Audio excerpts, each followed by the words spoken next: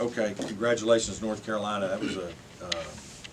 That was a very hard-fought game by both teams. I thought kids on both teams played unbelievably hard, physical. Bodies were colliding all over the place, but their guys made more plays, and so they won the game.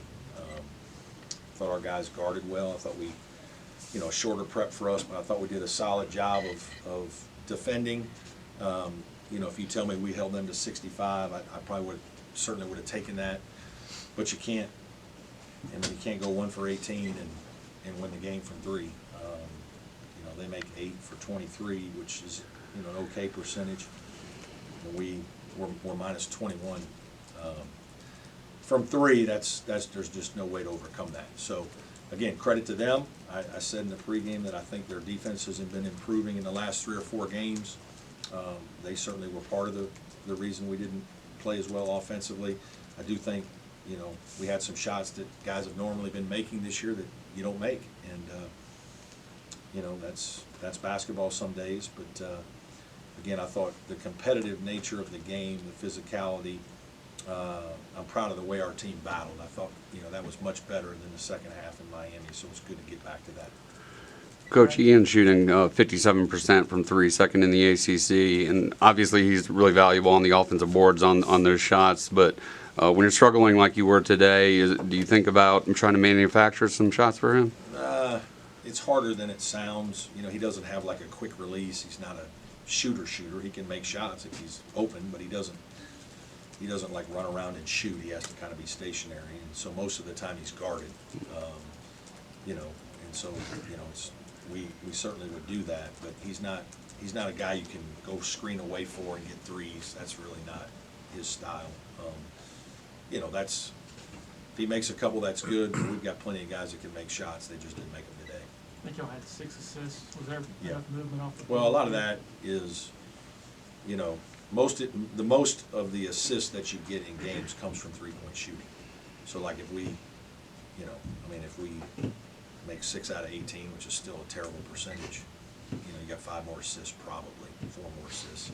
So I think some of it is, you're trying to move the ball and score inside. I thought Armando did a good job on PJ. I thought he was very physical with PJ. I thought there were times, we were not smart enough in some of our posting and high-low game. And we missed, even our perimeter guys missed PJ and Ian a couple times. Deeper post catches were available and we didn't get it. We settled for everything being from the wing, and so that didn't result in a direct post move or whatnot. So we tried a bunch of different things today in our offense. It just was one of those days we just couldn't make much. Coaches, go ahead. Coach, you had the rally right there at the end of the first half that tied it at 34 going into the break. And then coming out in the second half, 2 unbelievable hustle plays on consecutive possessions to keep the ball alive and get scores at the rim. Did you feel like at the time that could have been a springboard to a bigger run there for your team? Well, our defense was good. And we continued to stop them, I think, for a majority of the next 3 or 4 possessions, but we never scored to extend the lead and really put a little more game pressure on North Carolina. We kept bailing them out, and I'd have to go back and look. There were a couple shots in that time frame that I didn't like, that I thought we settled. Maybe Chase and PJ both took one. And that's the part of being a really good team and a smart team, is kind of knowing you got them a little on the ropes. Let's make sure we don't bail them out with bad shots. And I do think in that particular 3 or 4 possessions, we took a couple of tougher shots and we couldn't extend it. And so they came right back, and then actually they got the lead, I think, and we struggled.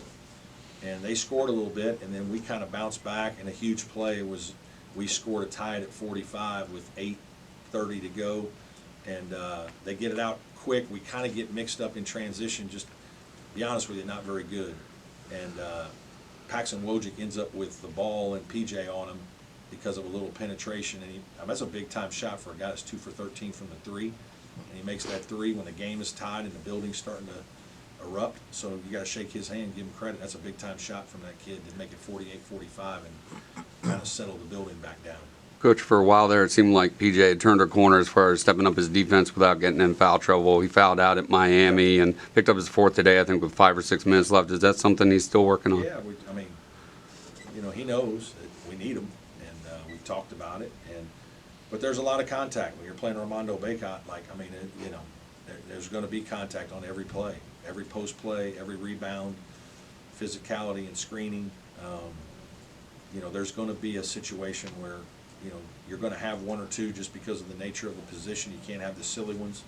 I thought his first one was a real soft play on his part. Disappointed in that one because it just got him off to a poor start. And in a game of that magnitude where he wants to play well, you get a soft first foul and it's not good. But that's, he probably we could have used him out there, 6 or 7 more minutes probably. It's safe to say you're not going to win many games when Joe and PJ combined shoot like this. Were they sensing some extra pressure against North Carolina? I don't know about that. We ran a good play at the beginning of the first half. Got Joe a wide open three, missed it. Got the rebound, threw it right back to him. Got another wide open three, missed it. Sometimes you just have those games. I'm sure after you've missed a few, it's not as easy when you've missed a couple, and it is a possession game. This isn't you're up 20 and it's real free and easy, or even sometimes when you're down 15. You're already down 15. It's a free mind game. These are one possession games, so yeah, that can creep in your head a little bit. But those guys are such good players that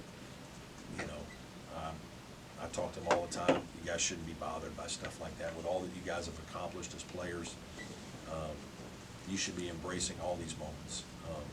But they are young men that are, playing with a lot, and today just wasn't their best day. It happens.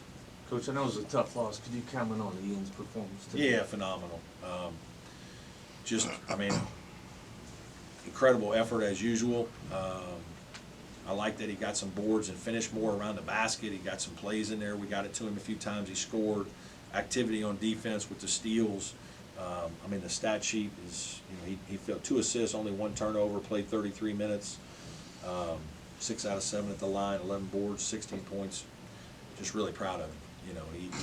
He didn't play quite as well against Miami, but today he stepped up and he was huge. Every year, go ahead. Continue. Well, nice. The energy he brought to the game, though, seemed huge. Too. Yeah, obviously the 2 plays at the beginning of the half, if you can't root for that. Like, I told our team the other night before the game that you guys all think, like, PJ, you're the favorite, and Joe, you're the favorite because you make shots from 35 feet, this, that, and the other. I said, guys, it's Ian Scheffler. When I walk around town, people, the first guy they mention to me is Ian Scheffler. It's because some of us all look at Ian and like, how does this guy do that? Maybe I could do that, right? But his heart is so big, his will to get balls, and how accepting he is of what he's trying to do. You love coaching guys like that. He's laying it out there, and he's not the most gifted guy. He's a good vertical athlete, but he's playing against really good, talented, athletic people and still finding ways to get double-figure rebounds. If you don't enjoy coming to games and watching that dude play, you're missing out because there ain't many better than that. Thanks, Coach. Coach, it was an early rainy start today, but the crowd was electric, wasn't it? Good crowd again. Yeah, thank everybody for coming. We thought it would be good. It usually is in these types of environments. I appreciate it. Hate that we didn't play a little better. I think there were a couple times we had the building going and we just couldn't make another basket to kind of blow the roof off a little bit. But there's no question it helped our guys. It made them feel good. They were excited coming into the game. It helped us defensively, and that kind of support is greatly appreciated. Every year in March, it seems like we're talking about how the ACC beat up on itself. You have 3 games under your belt already. Seems like you're in for another dogfight throughout the conference. Yeah, we didn't get a lot of favors with our schedule. This seems to happen a lot. I feel like at Clemson, where the beginning of the schedule, Miami's picked preseason top 5, Carolina obviously, Pitt's top half pick, and now we go to Virginia Tech, probably one of the hardest places to play in the league. First 4 games, so our home games against the top 1 or 2 team, and our road games are tough venues against really good teams. Like it's a challenge, man. It's you got to play them. but obviously we've got a really hard game next. So hopefully we're learning from some of these games. We don't want to lose to learn. We're trying to learn off wins too, and I think we did. But you know, we got better today because of the way we played at Miami. Our guys' attention was there. But at the end of the day, you know, we all know, and that's why I told our team, guys, proud of your effort, but it's about finishing the job, getting the win. We didn't get it done. I know you're disappointed. I'm disappointed. But I reminded them that I was more disappointed in them at Miami. That wasn't how we played. That wasn't how we did things in the second half. Today I can live with missed shots. But we've got to try to get it fixed. And so I think this will be a next, you know, it's a long season. We still got 2 months, so there's a long way to go. Clemson grit is hanging in there, and that's what we're going to do. Is there any update on? On Jack or Alex? Jack tried practicing a couple times this week and did a few things, so we hope he's getting closer. The trainer just said he still can't go yet. Alex still hasn't practiced. I'm hopeful that, I don't know if it's this week or next week, maybe that we can start to get him out there. Yeah, we miss a couple of those older guys at times. It would be nice to have a little more experience and depth, but, you know, got to go with what we got. Any more questions for Coach?